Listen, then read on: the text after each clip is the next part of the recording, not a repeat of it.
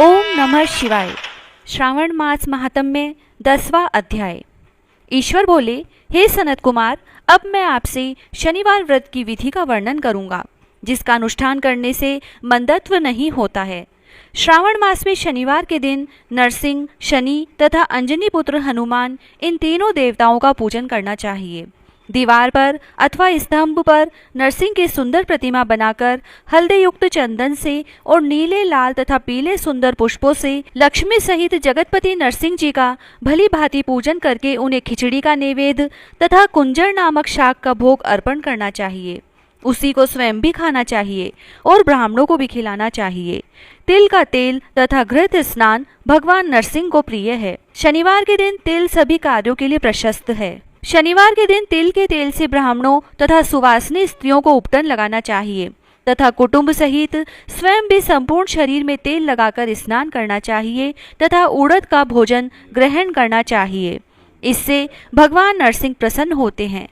इस प्रकार श्रावण मास में चारों शनिवारों में इस व्रत को करना चाहिए। जो ऐसा करता है उसके घर में स्थिर लक्ष्मी का वास रहता है और धन धान्य की समृद्धि होती है। पुत्रहीन व्यक्ति पुत्र वाला हो जाता है और इस लोक में सुख भोग कर अंत में वैकुंठ को प्राप्त करता है। नरसिंह की कृपा से मनुष्य की चारों दिशाओं में व्याप्त रहने वाली उत्तम कीर्ति होती है। हे सौम्य, मैंने आपसे नरसिंह का यह उत्तम व्रत कहा। हे सनत कुमार, अब शनि की प्रसन्नता के लिए जो करना चाहिए उसे सुनिए। एक लंगड़े ब्राह्मण और उसके अभाव में किसी ब्राह्मण के शरीर में तिल का तेल लगाकर उसे उष्ण जल से स्नान कराना चाहिए और श्रद्धा पूर्वक नरसिंह के लिए बताए गए अन्न अर्थात खिचड़ी उसे खिलानी चाहिए।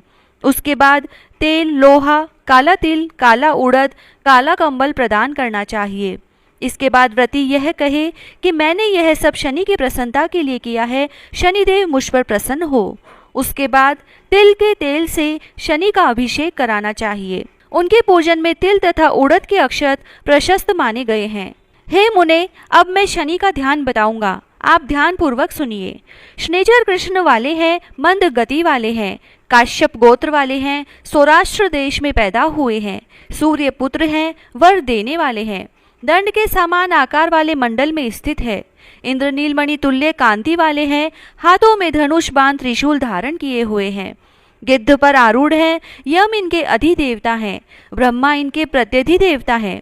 ये कस्तूरी, अगुरु का गंध तथा गूगल का धूप ग्रहण करते हैं। इन्हें खिचड़ी प्रिय है। इस प्रकार ध्यान की विधि कही गई है। इनके पूजन के लिए लोहमयी सुंदर प्रतिमा बनानी चाहिए। हे द्विज श्रेष्ठ, इनके निमित्त की गई पूजा में कृष्ण अर्थात काली वस्तु का दान करना चाहिए। ब्राह्मण को काले रंग के 2 वस्त्र देने चाहिए और काले बछड़े सहित काली गौ प्रदान करनी चाहिए। विधि पूर्वक पूजा करके इस प्रकार प्रार्थना तथा स्तुति करनी चाहिए। आराधना से संतुष्ट होकर जिन्होंने नष्ट राज्य वाले राजा नील को उनका महान राज्य पुनः प्रदान कर दिया, वे शनिचर मुझ पर प्रसन्न हो। नील अंजन के समान वर्ण वाले, मंद गति से चलने वाले और छाया देवी तथा सूर्य से उत्पन्न होने वाले उन शनिचर को मैं नमस्कार करता हूँ। मंडल के कोण में स्थित आपको नमस्कार है। पिंगल नाम वाले आप शनि को नमस्कार है। हे देवेश, मुझ दीन तथा शरणागत पर कृपा कीजिए। इस प्रकार स्तुति के द्वारा प्रार्थना करके बार बार प्रणाम करना चाहिए। 3 वर्णों ब्राह्मण, क्षत्रिय, वैश्य के लिए शनि के पूजन में शन्नो देवी इस वैदिक मंत्र का प्रयोग बताया गया है और शूद्रों के लिए पूजन में नाम मंत्र का प्रयोग बताया गया है। जो व्यक्ति दत्तचित होकर इस विधि से शनिदेव का पूजन करेगा, उसे स्वप्न में भी शनि का भय नहीं होगा। हे विप्र, जो मनुष्य श्रावण मास में प्रत्येक शनिवार के दिन भक्ति पूर्वक इस विधि से इस व्रत को करेंगे, उन्हें शनिचर के द्वारा लेश मात्र भी कष्ट नहीं होगा।